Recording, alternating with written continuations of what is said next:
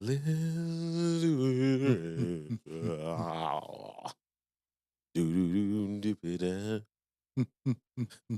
is the Grow Business Podcast with Cory Mosley. Have we ever talked about your music preferences?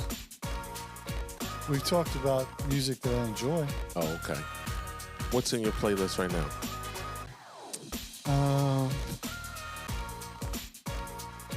I listen. We don't have all day. This is Right. no dead air. I mean, I'll listen to. I got Jason Aldean, Brothers Osborne. Okay. We'll listen. That's country. Country. Okay. Yeah, I've got some Usher. Okay. I've got some It Snoop. still strike me as a. I didn't think that I'd turn on your car, get in, and I hear country blasting. Not that country would be part of your repertoire. Right. I just think you don't strike me as a guy that would lead in with that.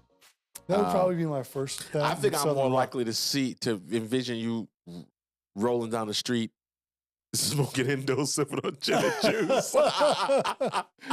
I saw Snoop at a concert down in Florida, and that was fabulous. And it was intentional? Yeah, Like you bought tickets to It was go? on purpose. Yeah. Oh, okay. There you go. I've seen Snoop. I've seen Nelly. I've seen Flo Rida. I mean, those Nelly's kind of crossover. So, Right. like, that's not shocking to me. Like, if I've you. seen Shaggy. Okay, that doesn't even. I mean, that's completely commercial. Right. Yeah, it wasn't me. Yeah. Yeah. Like I told okay. you, I mean, Anybody from the I mean, you named some people. You did name some throwbacks here. Anybody current on that side? Or are you like a old school hip hop person? I mean, it's interesting. There's stuff that I know that I like. I want to see LG 007 with some like little Yachty in the car. Like, okay, like there's stuff I like, but the reality of it is you don't necessarily know who it is. Correct. You're like, I like that song. Right. Yeah, gotcha. And That's it's fair. a new song. It's like, oh, I like that. But You and me both. But I wouldn't know who it is. Right. There's people I said their name and I'm like, that name sounds horrible. They sound horrible. Right. And then I hear the song and I'm like, oh, that's them? Right. Oh, okay. They sang that. I like that. Well, but nowadays when it comes to that, it's the producer. Right. It's the beat, Right. the instrumental, the hook that you really Right. like more so. Right. That. I do like live music, and I'm a big fan of live Yeah. music outside. Okay. Like in fresh air and sunshine, or Yeah. fresh air and cold beer and some. Well, I live knew music. that was coming. Yeah. Yeah, I Oh, knew hell you were yeah. going to add alcohol to Oh, it. I yeah. knew. Yeah, I know. And that's how we get to the country part. Call it So walking yeah, juice, yeah, right? yeah, walking juice. Me and my No, buddy- I don't call it that, Me- but I understand your crowd. Me and my buddy Blaine will go Yeah. down and we'll go down to Jazz Fest down in New Orleans. and Okay. when the golf tournament's in town, we'll Yeah. go to the first day of the golf tournament because Jazz Fest starts after that. Gotcha. And we'll grab a couple of cans of walking juice and walk around and Now, watch the golfers play. I definitely can visualize LG 007 on the prowl down in New Orleans Oh, Jazz Fest. 100%. Yeah, Yes, indeed. we know. Yes, Yes, we know. indeed. We know LG over there. All right, folks. Well, listen, you are in the you're in the right place, right time. Indeed. As Yeah. always, you are in the destination that you chose to be because you had to press play to be here. We were not forced upon you. You have Right. made a decision to join us Absolutely. today, and this is the Grow Business Podcast. I'm your host, Cory Mosley, joined by LG 007. Good beer. Voice of reason. On the boards, making it happen, making it work every single day. Willie H is here. Hit the buttons, William. And we're super excited to have you here. We've got another great show for you. As always, we're here to do one thing, help you grow your business. We do that by shaping our show around my 5 pillars of business growth. I believe all business growth issues or challenges fall in one of these 5 pillars: mindset, sales, marketing, operations, and people. We go deeper on that and base that on my latest book, which is Position for Growth. Encourage you to pick up a copy of that on Amazon.com or CoryMosley.com. So, LG, what's your guess today? You've been on a roll. I've been on a roll. My computer was slanted, so I don't know if you were cheating or not. Yeah. But we're fresh slate, that so you requires can't too much assume work. it's not marketing. So I just Okay. helped you. All right. It's not marketing today. So I know that might have been the order, Right. but that's not what it is. So I'll take that out. Now I've enhanced your chances. So I have a 25%, a 1 in 4 chance of being right. Yes, Okay. So I'm going to guess people. man. Willie H, be honest. When I dipped out of the studio, was LG on my laptop over here trying to figure out what's going on because you are on a streak. Oh wow, okay. Yeah, you're on a pretty good streak now. That is correct. We are talking about the people pillar today. All yeah, right. Bingo. Specifically, we're talking about signs that it's time to terminate. Oh, okay. An employee or a contractor. Okay. Because I think it's important because we're in a gig economy. A lot of small business owners are not necessarily stacking up on full-time, W-2 employees, but they are building teams just in a gig economy, factor. So I think those same things, ultimately hold true. In terms of the standards. And a lot of times we don't set those standards for our freelancers or our contractors or anyone, again, that's not maybe directly under our purview from the traditional sense. And we let a lot of things go. But, if you're working with a contractor who's still doing stupid things on the internet, that still can affect your business if there's an association to them working for you or just any of those things. So what I want to do is I want to talk about in the context, I want to get the obvious ones out of the way, and I want to spend the rest of the show. I don't think we're going to belabor this point. I think this is one of those in and out shows. I feel like this one. We start that way, and then it's 60 minutes to end. Well, that's because we've got 150 years of stories. To tell. Correct. Because I think this is going to be. I think this is an important issue. Like I said, for a couple different reasons. No one does it alone. Correct. There really is no such thing as self-made. Everybody requires help, partners, staff, team.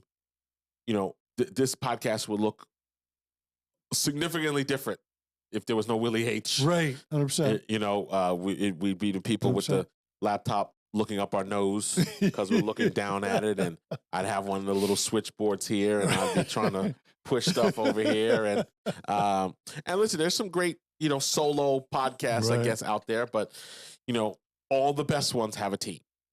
So it's super important. It is. So this topic also to me is important because there's going to be for a lot of people 2025 is their growth year. Correct. Is their expansion year. You're planning for it. So having people on their team also, it could be a corrective year for a lot of people. I learned a long time ago, I was taught hire slow, fire fast. And there's a lot of business owners who do this terribly and woefully in reverse. Correct. Yes. They hire the first person breathing. We talked about rescue hires. They hire the first person breathing, and then they let them wear out their welcome like you've never seen before. Well, they hired against the law. Well, and I like that one. I don't even remember what I said that one. That was good, really. You're right though. They hire quickly out of desperation, right? Sure, and they hold on for. Or they longer. think they have the right person, but it's that other part. Well, when you're desperate, a person looks more right than when you're planning and strategizing, and you're making conscious decisions for future growth as opposed to trying to, like you call it, a rescue hire. Right. Sure. 100%. So that's why it's important because you're gonna make some decisions. You might have made some already. Right. We're in February, so you might have January did some new stuff, brought some new people on or whatever. Right. So that's why I think it's important to talk about it because your team, individuals, whether you're outsourcing to a team, you're like working with virtual assistants through a company that is still it all comes. People are still a factor, even if you're using technology. We're using more technology, but we've got people have to managing that technology, right? So you can't get away from human capital, no matter how whatever your business. Oh, I've got a drop shipping store on Amazon. Well, who's running the advertising? Right. Who's running the ads? Who's tweaking the audience? Who's who's checking on that? Maybe it's you, but how does that work out? Right? You're not getting into business to be buried 120 hours a week. Right. And what we're talking about really across the board is business relationships. Yeah. Both internal and external. How are you accomplishing being successful in your business? Yes. All right. So what I want to do is I want to get the obvious ones out of the way. We'll talk about those briefly, and then we'll get into the more what I call nuanced ones. Sure. So what are some of the obvious ones? Poor performance. Yes. Right? Not meeting job expectations, deliverables, quality standards. Now, that's assuming you've also checked the boxes where we talk about trainable, correct, coachable, and replaceable. Right. So you've got an obligation if somebody's not getting it right to now coach them, feedback. So that's why it's failure to meet job expectations, deliverables, or quality standards, despite coaching and feedback. Right. Okay. Despite being set up for success. Correct. Easy one. I say easy one, but that's less hard. pretty straightforward. Right. Yeah. Now, repeated policy violations. Correct. Frequent violating company policies or protocols even after warnings. Yes. Now, I want to also point out your contractors, your outsourced, your gig economy workers, the people you've hired on Fiverr or Upwork or whatever, right. You still need to have some protocols yes. and expectations on how they work. Right. When their deliverables are, what happens if they don't have deliverables, how you compensate them when, like, there still needs to be an agreement out there. Just because you're using gig workers or outsourced people, you still want to have those things there. So repeated policy violations, we've got that. Consistent poor performance, easy one. Decline in job commitment. Okay. Displaying a lack of effort, engagement, or enthusiasm for the role. So we would call this, in my world, phoning it in. Okay. Right. Right. So we would refer to, oh man, this guy's been phoning it in for 10 years. Right. He's been phoning it in for 5 years. Right. 100%. So we've got that piece, the decline in their job, the job piece. Next one is impact on customer satisfaction. Okay. So their poor performance is now affecting customer relationships. Correct. Complaints, retention. Okay. I worked with a guy at a period of time who his behavior and his actions were creating problems with clients. Okay. The clients did not, I was getting, like, I don't expect the people that I put in leadership roles or whatever to cause me problems. Right. So I was getting calls about this person's handling of situations. Okay. And then so now I needed to go diffuse that, but then I needed to go also deal with that person. Right. Yeah. And this is a little bit more nuanced, Cory.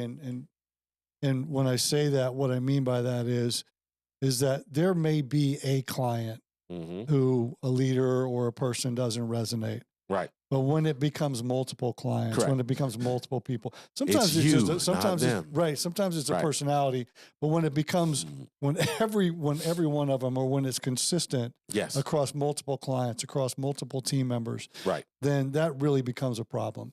Right. You're costing me deals. You're costing me, and that could be, listen, you run a restaurant, you've got somebody who's not keying in orders correctly, and you're doing 20 remakes a day on their stuff. Right. That's impacting customer satisfaction, because now that Yelp review or that Google review is, nice place, but can't get your order right. Right. Worst service ever. Yeah.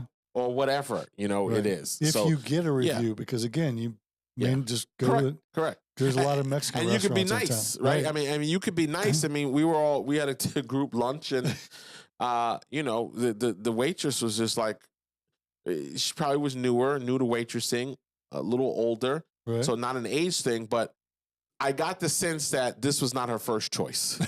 Okay. In terms of waitressing and being a server and whatever the circumstances were, not a lifer, like when she knows her way around things. Correct. But was just very, very nervous about everything. Very sweet, very nice, not great as a waitress. Right. So I can go, that person was nice and sweet, but I don't know that I want to go back to that restaurant, because if that's who they're hiring, I don't want that experience again. Right. Because to your point, I can get that hamburger, I can get hamburger and tots. Yeah. At a lot of different places, right?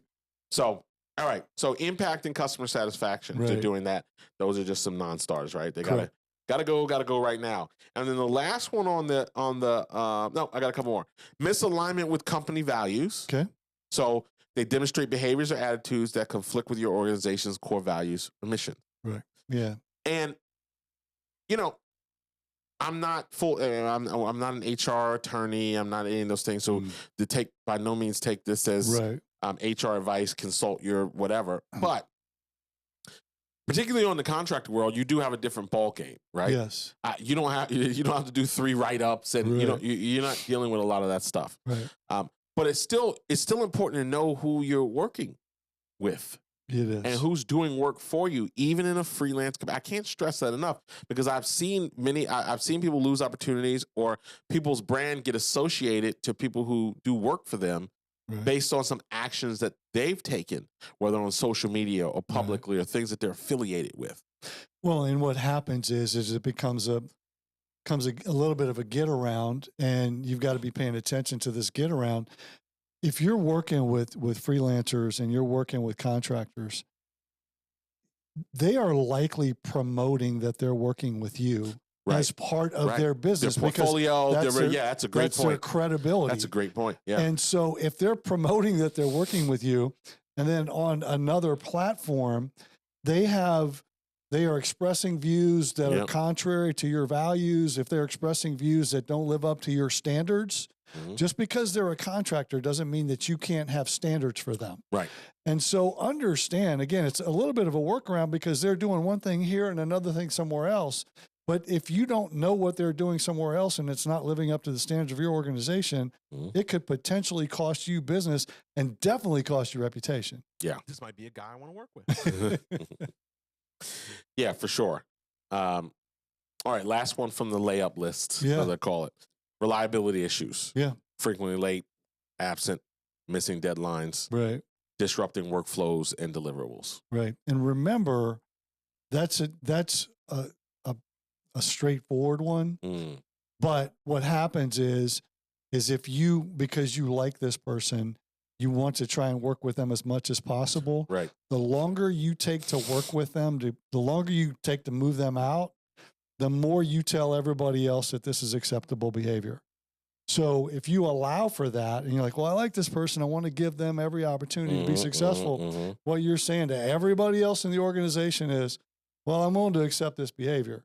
Right. Regardless of whether you say it out loud or not, it's demonstrated in the way that you work with that person. That's right. So if they're not living up to those expectations, if they continue to fail to show up, if they, without some, exorbitant reason, or some reason that is beyond what might be obvious, you got to deal with that. And you got to, my mother would say, nip it in the bud, because the key here is that you don't, particularly, I go back to this, particularly if you're working with gig workers, freelancers, people who you really don't have any insights into their, personal lives or whatever. Like we've had, random, oh, I just don't think I can go on.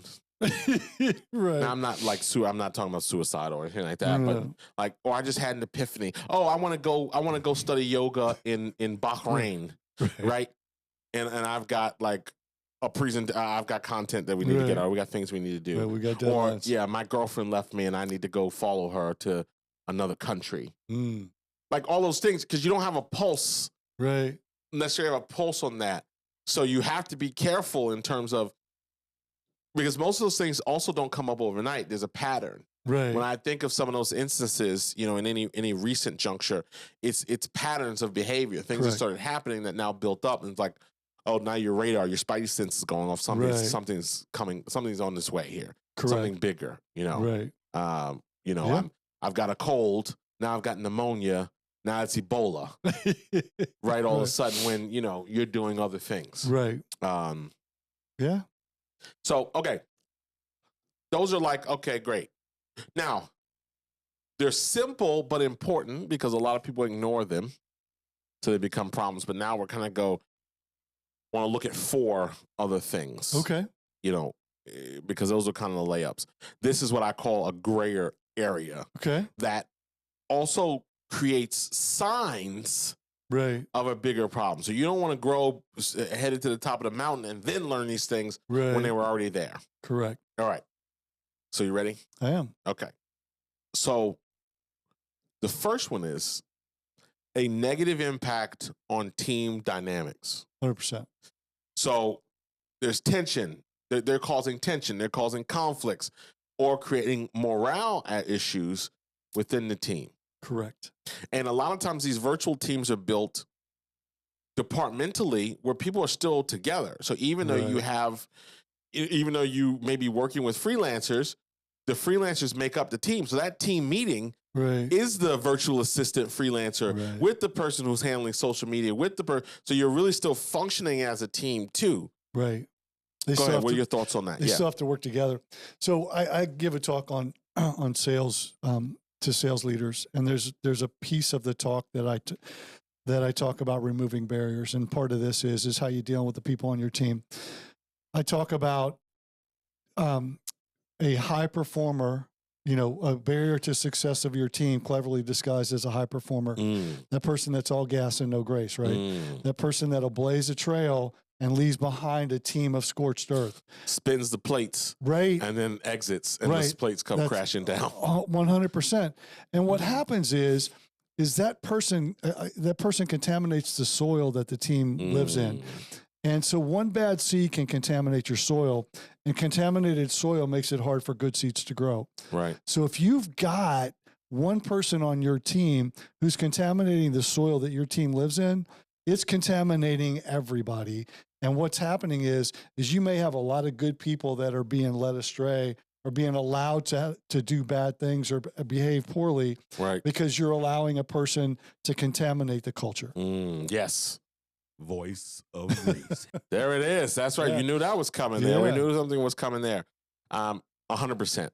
And, people refer to that as, a cancerous cancer inside your organization, those type of things. Cancer, toxin, all of it. Yeah. And it's, it goes back to the death by 1,000 cuts. Most people don't go out of business overnight. They go out of business slowly over a course of time. Right. And then you look back and you do the autopsy on it and you go, here were the pivotal points. Here's where something changed. Why are all these good people leaving? Good people just aren't leaving out of randomness, right? There's something happening. Right. And you see that, when you're talking to leaders and sales leaders as well. A lot. And that's where we get all the fish rots from the head down, speed of the leader, speed of the team. All that's derived around that because there's a ripple effect. Correct. You think about something like a Starbucks. Right. Why is it that Howard Schultz is the only person that can get it right? Right. Like this guy builds it up, hands it over to go do whatever, enjoy himself. Right. And I don't know the time. I don't want to misquote facts, but he's coming back. Right. Then he has to come back again. Right. And there's this vicious cycle. Why can't these professional CEOs, why is it always, okay, great. Oh, guess who's back again? Right. They called him back in. Yeah. Same thing, Bob Iger at Disney, right? I mean, the culture company, the and his number 2 guy was there forever, was being groomed forever. Right, exactly. So your point is that if there are people in your organization that you think they're doing a good job, but they're contaminating the rest of the organization, you've really got to deal with that. I used to work. When I was working with sales teams and there'd be some superstar, but he was the ultimate prima donna. Right. Didn't want to log stuff in the system. Didn't want to do these other things. And, the owner just had that attitude. Oh, as long as they keep making me money, they can do whatever they want. But what about the other 12 people who see this behavior? Right. Well, it's approval. Right. Right. Yeah. So that's not a good long-term solution. Mm-hmm. Even if you think it is good short-term. Right. And there are just lessons and I tell the story about that situation. And, the guy in that situation unfortunately passed away in an accident, unexpected motorcycle accident. And, it was 8 months later and we were looking at sales numbers and sales were up. Place was profitable. Right. And I had to point out, not to be morbid, right. But I said to the owner, Jeff, not for nothing. Right. We used to have these debates back and forth about so-and-so. Correct. And, he's gone on to glory at this point, and the business is just is stronger than it's ever been. Right. So all of that disruption, because you thought that this one person out of 13 right deserves special rules right inside an organization, it proved to be a false. I hate the circumstance under correct. Which it was proven correct, but you got to have your eyes open to that. Yeah, and what I will say is that leader was fortunate that the business owner was fortunate that whether it's a he or a she, that business survived. Right. Because that person while they were alive, while they were being a prima donna, could have run out all the good people. Sure. And so you got nothing left when that person Right. is no longer around. And listen, you can get away with that a little bit when you're talking about a sales team.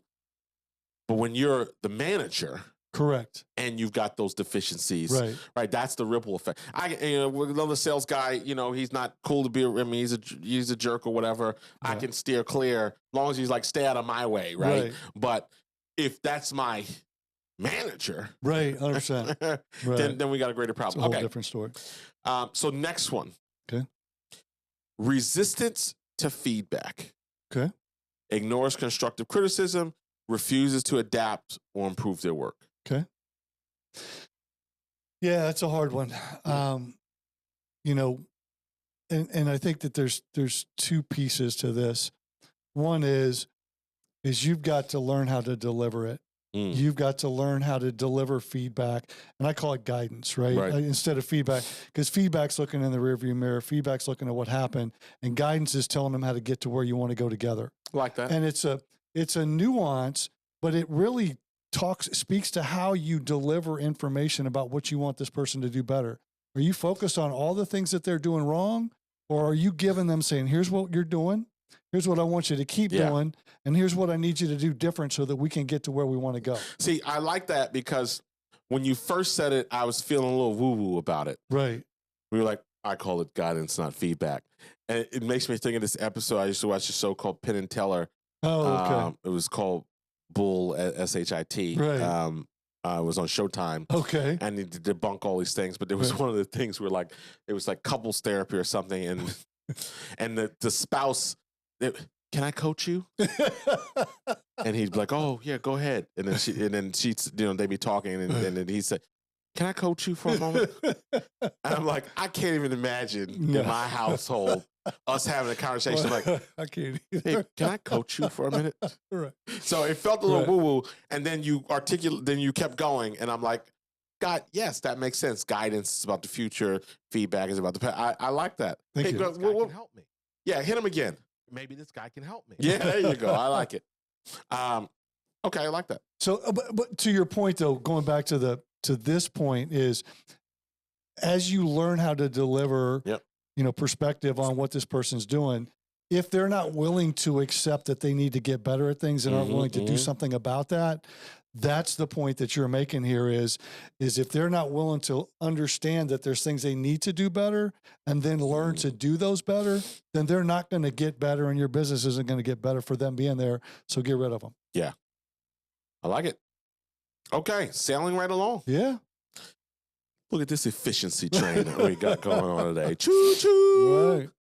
All aboard the efficiency train. Okay. Absolutely. Here we go. I do love that I can just sing or do whatever I want on my podcast. I do love that. Yours. It's good. Yeah. Okay.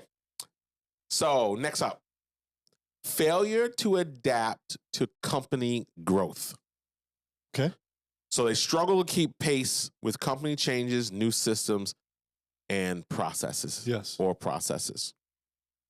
Because again, these last four are nuanced. Correct. Because that's something like you may not be paying attention to, or you may you know what? Johnny's struggling with that, and he can't get it. But let's keep him on the old system. Right. Yeah. That's dangerous. That's very dangerous. I know we're going to digitize all of our files to be more efficient, but Abigail is really not good with that. So let's just she can keep her files, right, and then everything else will be digital. Well, it's interesting. I talking about transitioning to technology and how you embrace it. And just hold it. Because I want to be, it's very important. I want to be clear on something. I'm not talking, you as the employer need to put in the work to bring as Steve Jobs said it best, you can't mandate productivity. It's an organization's responsibility to equip its teams with the tools they need to be successful. Correct. So I'm not saying, great, we put in a new system, and because Abigail didn't get it tomorrow, let's put her out to pasture. Right. I'm not advocating for putting people on the unemployment line, but if we're doing everything that we're supposed to be doing to support that effort, and that person is not getting it, then there is a such thing as the good of the business in the future. Correct. Well, here's the thing we sometimes we sacrifice the team for the person. or we sacrifice the business for the person. Right. And that's not what this is about. What it's about is in order for you to position yourself for growth, you have to continue to adopt opportunities. You have to continue to create opportunities. You have to, as technology evolves, as you identify things that don't work, and so you're going to move towards things that work better. Right. If the people in your organization don't participate in that, then but you say, well, it's okay because that person's been with me for 25 years and the way they do it works for them. Well, then what everybody else on the team says is, well, that person doesn't have to work with us. Right. They get to be their own person. Right. And then again, it's this mindset of, well, if it's okay for them, it's okay for me. If it's okay for them, like if they can do this. What's good for the goose is good for the gander. Well, right. 100%. And here's what I will say about this. And look, again, give this person the opportunity, give them the tools, give them every resource that they can embrace this new technology and work with the rest of the team. But you can't let one person compromise the success of the rest of your organization. Right. And that's what we're talking about, is if that person's adamant about not embracing it. And what's important there, to your point, from my perspective, is that you heard I talk about hyper awareness. Yeah. Because you can make that statement intellectually right now. Correct. And walk down the hall to a company that is guilty of the exact thing that you just said intellectually. Correct. That they should know better. Well, I'm not saying it's easy. Right. And I'm not saying that these decisions aren't difficult, because these decisions involve people. And oftentimes they involve people you care about a lot. Yeah. And most of the time, they're people that if they've been there for a little while and you care about them a lot, it's because they've contributed to the success of your organization. Sure. But let me tell you, I helped an organization go from 7 million to 80 million over a decade, and eventually got fired. Right. I mean, just because there was new leadership and new direction. And so, I mean, it happens to everybody at some point. Right, which was probably a bad decision. Well, I mean, I think so. But it was, ultimately, the reality of it is that everything has a life expectancy.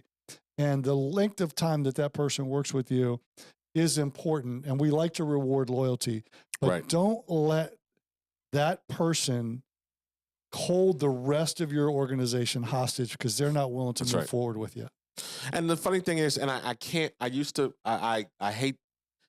like to source quotes correctly. And I feel like it's Tom Peters that said it, but he said, or the person, right. I reserve the right. It's like the mail that comes to the house. It's like Cory Mosley or current resident. Right. Exactly. So in the event I'm wrong, I think it's Tom Peters that said that most people get it wrong when it comes to the decision maker. Right. The decision maker inside an organization isn't always the smartest or the most qualified. Right. It's simply and purely the person who is empowered to make the decision. Correct. So in that scenario, there was someone who stupidly thought it was a good idea, to let you go after a decade worth of whatever, who's probably not there anymore. Is it true? Am I right? Well, that organization has changed dramatically since then. Okay, yes, 100%. Is that core person still there though? I don't know. I'd have to go back and look. Yeah. But because I've been on the other end of that. I mean, particularly with corporate, particularly in the subcontracting world. Right. I can think of a deal right now that would have been a very significant deal for my organization. Right. That a short-sighted person who was in power, who was the COO or whatever at the time that was involved, had a great idea. He thought it would be easier. So the context is, I had an idea. There was a bid. There was an RFP bid. And we were going to partner. And I had some out-of-the-box ideas that would have been, I thought would have been good. Right. That the other stakeholders thought would have been great. Right. At the 11th hour, the COO at the time, because of course, no longer after making a bunch of bad decisions, they got rid of him. Cost me, probably a $700,000-$800,000 deal. Right. But he thought it would be easier just to partner with another company that had all these things that I wanted to bring the best of together on. Right. So they decided to move forward with them and submit the bid. Now, this RFP was pretty much theirs to lose. Okay. They submitted the bid with the other partner. The company that was doing the hirings, their leadership, their council, had huge beef. In fact, they had huge disdain for the partner that they were going to partner with in the pitch. Oh, wow. Okay. So the deal was DOA as Right. soon as they said they were partnering with this company that the members of that council had a bad experience with Right. and under no circumstances want to do any business. Right. So the contract went to a secondary company just because they were there. Right. It was only 2 people on the RFP.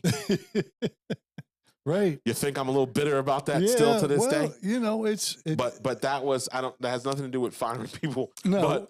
But my point is, it goes back to that statement right. that sometimes you're dealing with that. Right. Just who's in the driver's seat 100%. at that particular time. Yeah, so that's all right, exactly right. let's do the last one. Okay. So the last one is the most controversial one, Okay. but I think it's still huge. Right.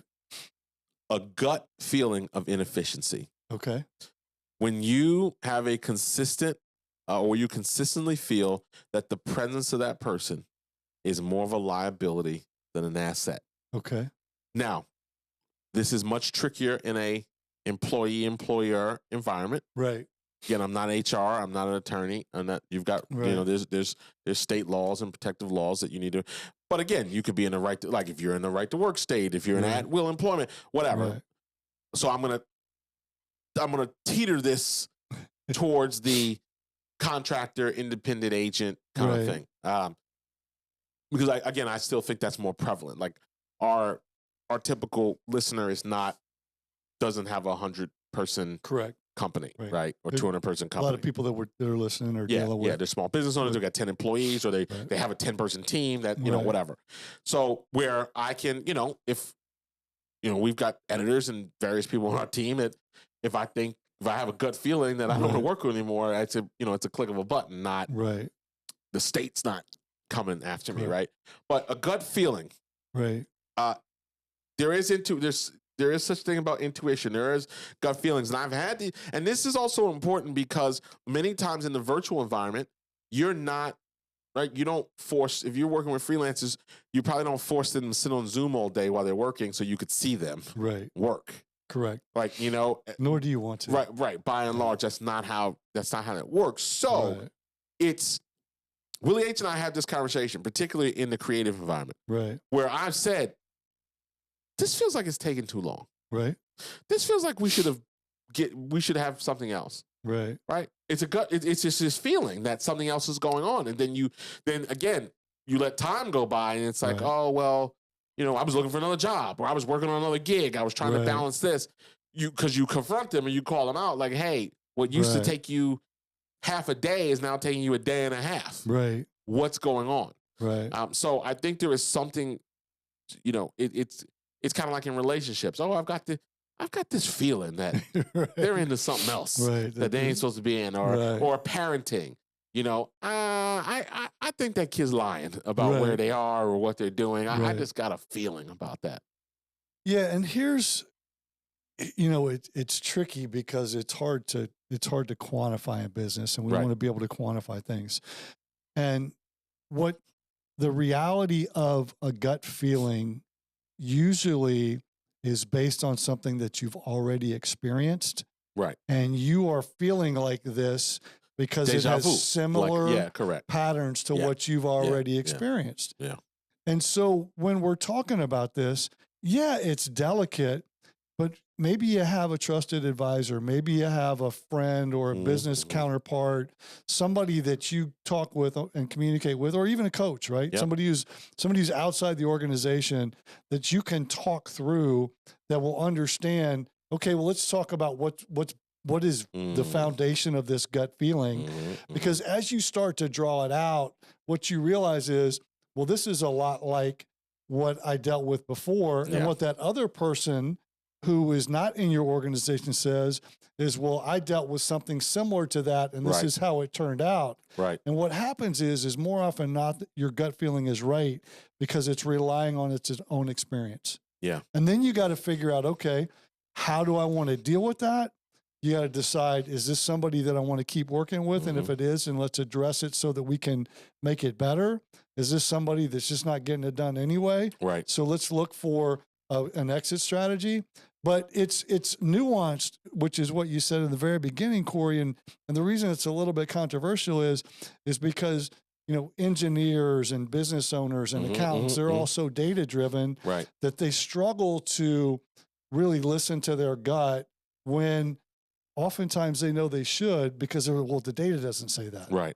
But, and then on the other side, there are people that are like, well, you really got to trust your gut, and regardless of, so it's everybody's a little bit different. Perspective is different for everybody, and experience is different for everybody. But if you're feeling it, it's likely that there's something that you need to investigate at least. Try and identify what's making you feel like that. Voice of reason. I knew that was coming. See, I even knew that was coming. Yeah. I saw that T up there. All right. No, I mean, excellent points, and I think there is something to be said for don't just now. I made it. They were in no particular order, but Correct. I did make that last because it's probably the most subjective. Yeah. Right. You don't have to work with somebody, and they could be checking all the boxes. Right. I mean, they could be, they do great work or they do this, but there still could be just something there, that you've got a feeling about. Correct. That you don't have to wait. If you're in the driver's seat in your business, to me, any roadblock you put in your way, right, and a roadblock in this case is also like, I work with people I want to work with. Yeah. Like, I don't work with anybody that I don't work with anybody that I don't want to work with just because. Right. Oh, they get on my nerves, but they sell a lot of stuff. Right. Or, I mean, that would just like me. I've got so much disdain here. I've got Willie H is pushing his buttons. And when is this going to be over? Right. Like, I can't imagine that, I feel the same on my own. I've always had relationship debates with my friends. I couldn't imagine feeling that way. Right. Being the buddy I used to have that, would come home and throw back 2 martinis before you could even speak to his spouse. Right. I'm like, I wouldn't want that in my house. Right. I wouldn't want that in my business. Right. And that's experience, Cory. I mean, that's, you've learned that you're not willing to deal with that anymore. Right. You can be good, but if I have to, it's all of that.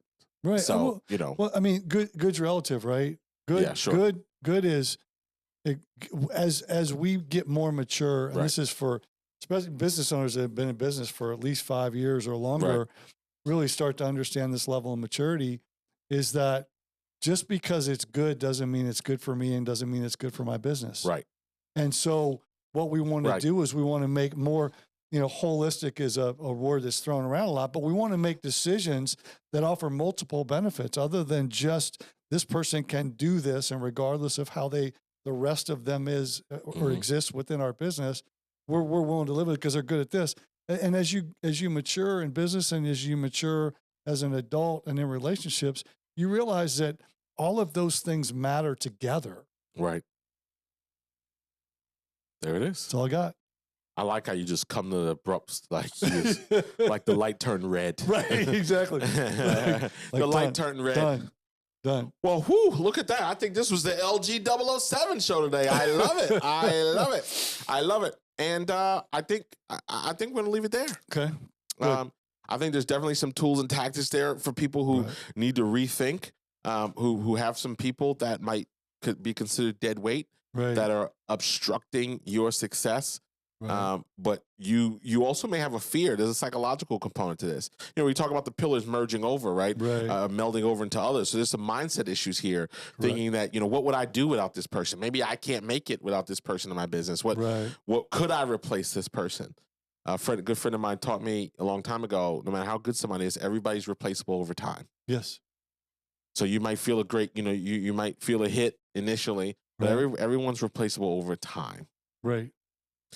And I think that's it. I don't know. I'm not looking for. I don't want to look for more. I don't. I don't want to look for more when there's nothing to pull up. But I think that's the factor. I think, and if you take that approach, and again, today's homework, right? I think that's going to be the new ending segment. Homework, biggest takeaway. Today's homework really is taking a look at your team. Are you surrounded by a group of people that you enjoy and want to be surrounded by, right. That are checking all the right boxes, Right. or are you experiencing some of these things? You have people that you feel like are phoning it in, Right. whether you feel that way or their work's reflective of that. People Right. missing deadlines, people, being late to meetings, people, making promises not delivering on.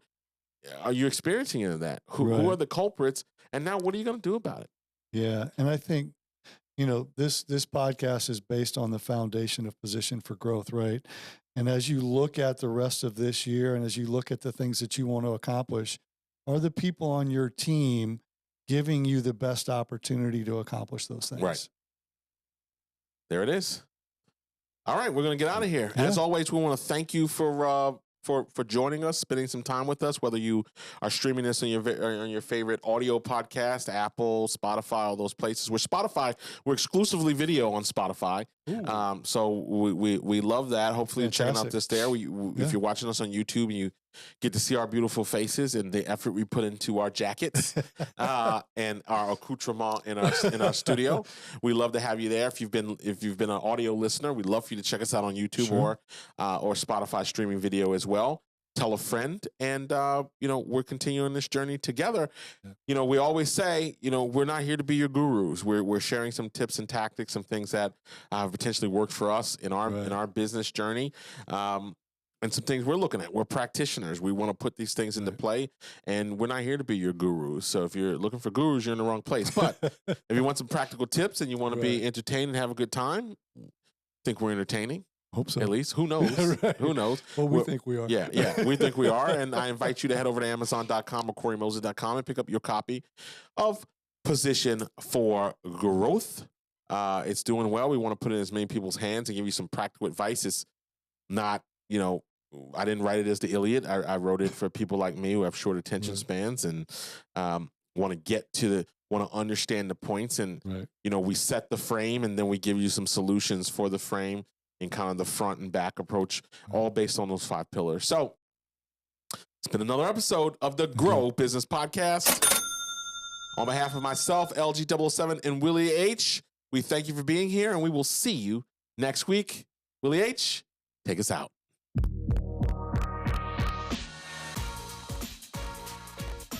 Man, I gotta go find a craps table. On a roll. Okay. Yeah. MGM, here we come. When are we going? And field trip. They're building that place on 95 in right Petersburg. Where? The one up in Fredericksburg, up 95, up towards Fredericksburg. What is that? The Rosie's thing? Quantico? No, not that. Not that far. It's if you're going north. What is it? It's like a casino entertainment venue. Oh, okay. I think it's a casino, but it's got, they're building it. See, a casino doesn't count if it's not table games. Well, right, I agree. Right, so like going there, hoping for the 1 hour. Are those slots loose? I have no idea. I don't. And they don't even make it fun anymore. They don't even. It's just you're just sitting there hoping. Right. Like that's not fun. I want to see those cards come out and. No, I got a 50-50 chance. Bust or not. Hit on 16. Let's see what happens. I want to see those bones turn up my way. Absolutely. Well, you let me know how it goes. I know I won't be driving 4 hours to Danville. I can tell you that.